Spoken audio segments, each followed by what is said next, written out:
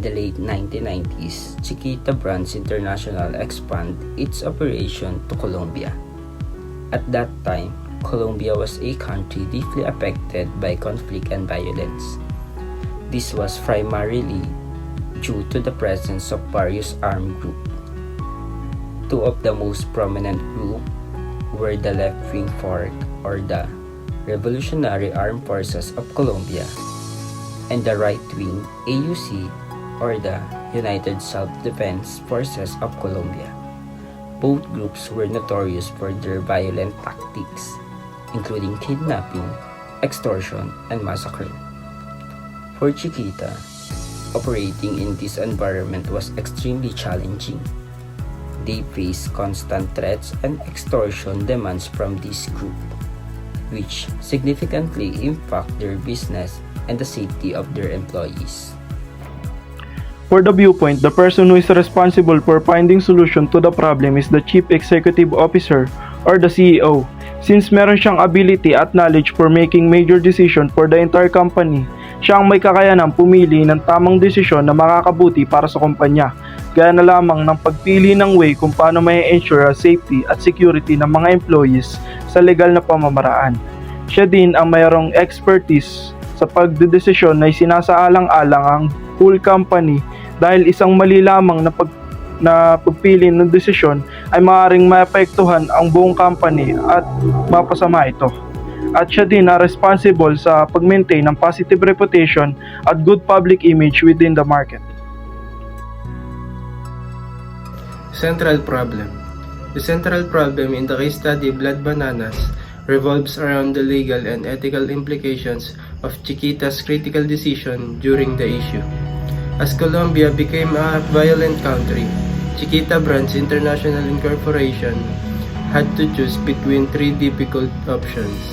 Agree to pay the AUC for the protection and safety of their employees, refuse to pay, or exit the country entirely. The case study centers around Chiquita's involvement in accountability, decision-making, and funding violence. So dito po sa central problem, may tatlong choices ang Chiquita Brands International. Una, mag-agree na magbayad para sa proteksyon ng mga empleyado, kaya lamang ay mag-finance sila sa mga terorista. Ikalawa ay magre-refuse to pay sila kung saan may posibilidad na patayin at kidnapin ang mga empleyado. Pangatlo ay umalis ng bansa, na kapag ito ang pinili nila, bababa ang supply at maapektuhan ang mga stakeholder at mga distributor ng Chiquita. Kaya matinding accountability at decision making ang kinakailangan nilang gawin. Chiquita Brands International, originally known as the United Fruit Company, was a highly influential and well-known international company during the 1900s. Therefore, Chiquita's initial objective was to maintain profitability and market leadership in the global fruit industry while adhering to the highest standards of integrity, ethics, and social responsibility. However, due to the increasing violence in Colombia during the 1990s, Chiquita faced significant challenges. The stakeholders' safety, especially the employees of Chiquita, became a key concern. Ensuring the immediate safety and security of Chiquita's employees in Colombia emerged as a must objective for the company.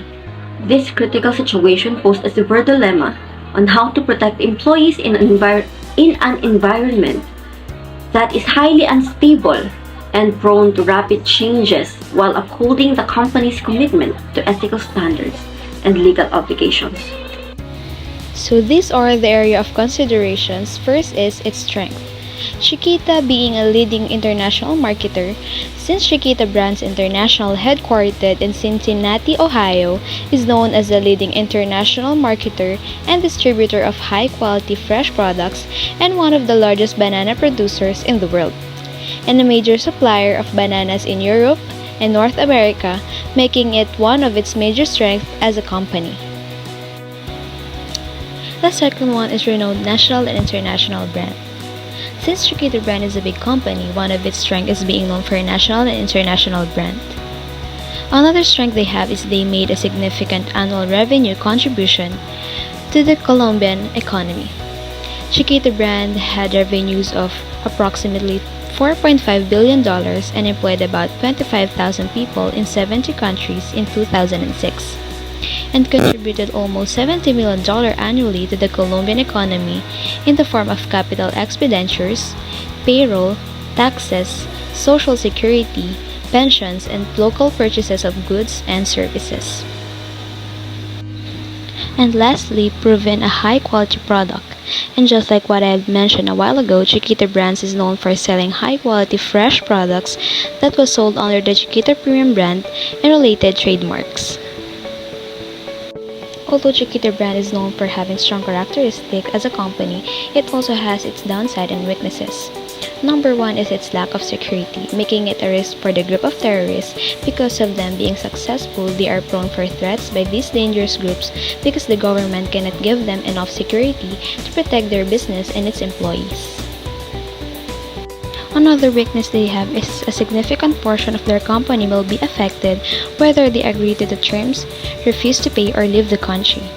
Whether they decide to agree or refuse with the terms of the AEC, or whether they decide to exit the country, a huge portion of the company will be affected, both financially and with its employees. A large part of the company is at risk whatever the decision they decide to make. These are the opportunities that Chiquita can take advantage of. Number one is use the option given and choose to pay AEC for protection. It may sound risky, but Chiquita brand have the opportunity to choose the option to pay AEC and give them protection in order to protect the company and its people. The second one is the AEC had not been designated a foreign terrorist organization by the US State Department, so it was not illegal to do business with them. Alongside with this is if they choose to pay them for security, it will not be illegal to the law since AEC is not designated as a foreign terrorist organization. That is why it is safe for them to do an agreement and transaction with them. These are the threats for Chiquita brands. Number one is risk for kidnapping and murder of its employees. One of the major risks for Chiquita brand is since it's a successful company, making its owner a wealthy Colombian. They are the main target for kidnappings and murders of the terrorists during that time. Number two is in order to get what they want, AEC might resort to violence and make more demands from Chiquita. Although it may sound that Chiquita brands can be considered safe if they choose to pay the AEC, technically speaking they are still under the terrorists and the lives of all the employees, and this may result for the AEC to resort to violence in order to get more demands from them, and it will leave them with no choice, making it one of the threats for Chiquita brands. The alternative courses of action. The first alternative courses of action is agreed to pay, where Chiquita can decide to comply with the demand of paramilitary group AUC by making payment in exchange for security of its employee and plantation operation in Colombia. In line with this decision, Chiquita can have the advantages of providing immediate safety for employee, reducing the risk of kidnapping, murder, and other violence acts. Continued payment can ensure that plantation operation proceed without disruption. But, in line with these advantages, it also has disadvantages, like contributing to funding that can cause to further violence and criminal activities, violates international law and ethical standards, leading to potential legal consequences and damage to the company's reputation. The second alternative courses of action is refuse to pay. Chiquita can decide not to pay and not to comply with the demands of the AUC. This decision entails facing potential violence against employees and operational disruptions. With regards in this ACA, Chiquita can receive the advantages of upholding the company's ethical standards and legal obligation, avoiding complicity in funding terrorism. They can invest on their own security, like hiring private security that might provide a more controlled and ethical approach to protecting their operations. But, in line with these advantages, it can also cause disadvantages, which are provoke immediate violent relation from AUC, endangering the lives of employees, disruption on plantation operations.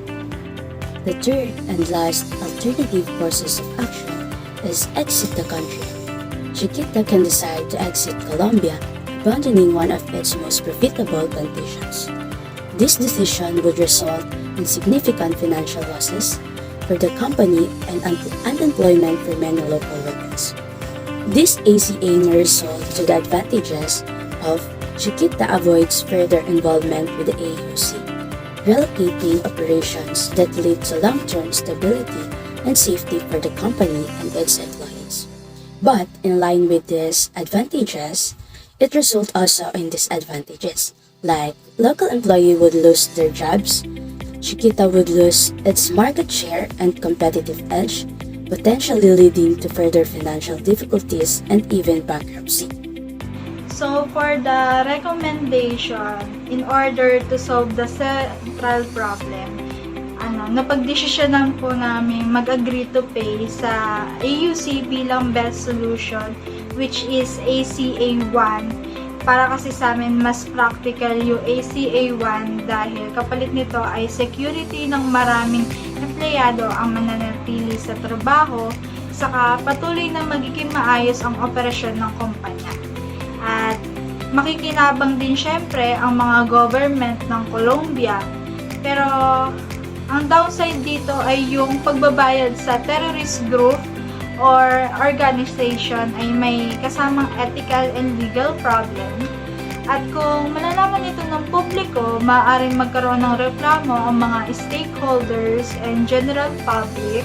Kaya naniniwala kami mas safe itong option, kumbaga, kaysa tumanggi sa pagbabayad na maaaring magdulot ng pagsasara ng kumpanya at maraming kamatayan ang maganap.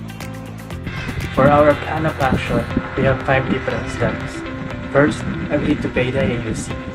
This is the most practical choice considering the consequences of other options. Sa pag-agree sa pagbayad ng AUC, the company ensures that thousands of employees remain employed, the company continues to operate, and not only that, the Colombian government also benefits financially. Second one is address ethical and legal concerns. While agreeing to pay may raise ethical and legal concerns, it is essential to mitigate these risks. Consider natin na magpakonsulta sa mga legal experts para makakasunod pa rin tayo sa mga laws and regulations. And also, implement transparency measures to minimize backlash from the stakeholders and the public. Security measures are our third step. Implement robust security measures to minimize the risk of the funds being used for violent acts by the terrorist group. Of course, hindi natin alam kung saan nila dinadala yung mga funds na binabayad natin. Kaya kailangan natin magkipagtulungan sa mga law enforcement and security agencies para sa ating seguridad. The second and the last step is continuous evaluation. Continuously assess the situation and the impact of your decision. Kailangan alam pa rin natin kung ano bang mga nangyayari dun sa mga desisyon na ginawa natin para alam natin kung kailangan ba natin mag-adjust sa kung paano natin solusyonan ng problema. The last step is communication strategy. Develop a clear and transparent communication strategy to address any concerns from stakeholders and the public. Kailangan sabihin natin yung reason kung bakit ba natin nagawa yung action na to para sa ating accountability at sa safety na rin ng company at saka ng mga employees natin.